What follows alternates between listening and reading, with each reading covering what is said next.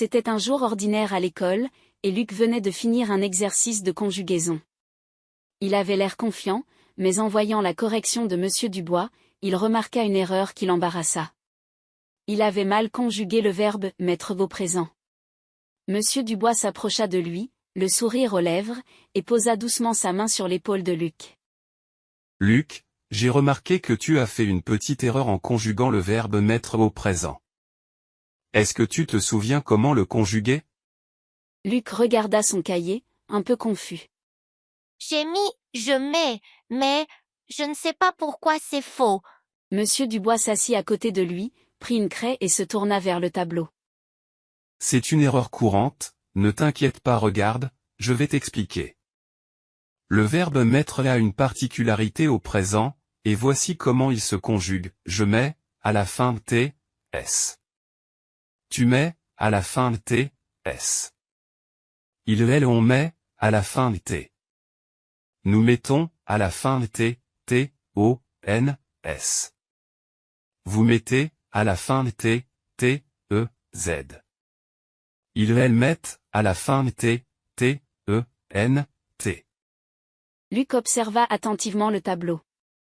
Tu remarques la différence ? Au singulier, c'est aimer avec un s et à la première et deuxième personne du singulier, et aimer avec un ti pour la troisième personne du singulier. Mais au pluriel, les terminaisons changent. Peux-tu maintenant me dire ce que tu avais écrit à la place ? J'avais écrit « je mets » sans le S. Exactement.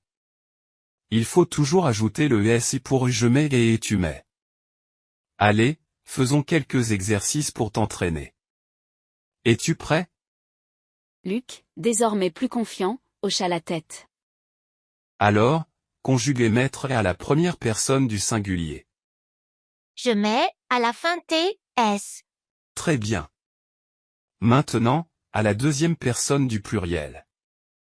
Vous mettez, à la fin et Z. Parfait. Conjugue-le maintenant à la troisième personne du pluriel. Ils mettent, à la fin et N, T. Monsieur Dubois sourit, satisfait. Excellent, Luc.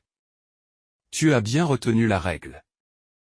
Il est important de se souvenir des particularités de chaque verbe. Pour t'aider, essaie de faire attention aux terminaisons. As-tu d'autres questions sur la conjugaison du verbe mettre ? Non, je pense que j'ai compris. Merci, Monsieur Dubois. Très bien. N'oublie pas de t'entraîner à la maison, et si tu fais des erreurs, ce n'est pas grave, c'est comme ça qu'on apprend. Luc sourit, rassuré, et se promit de faire plus attention à la conjugaison la prochaine fois. Et sur ces mots, la cloche sonna, annonçant la fin de la leçon. Luc rangea ses affaires, prêt à affronter ses futurs exercices avec plus de confiance.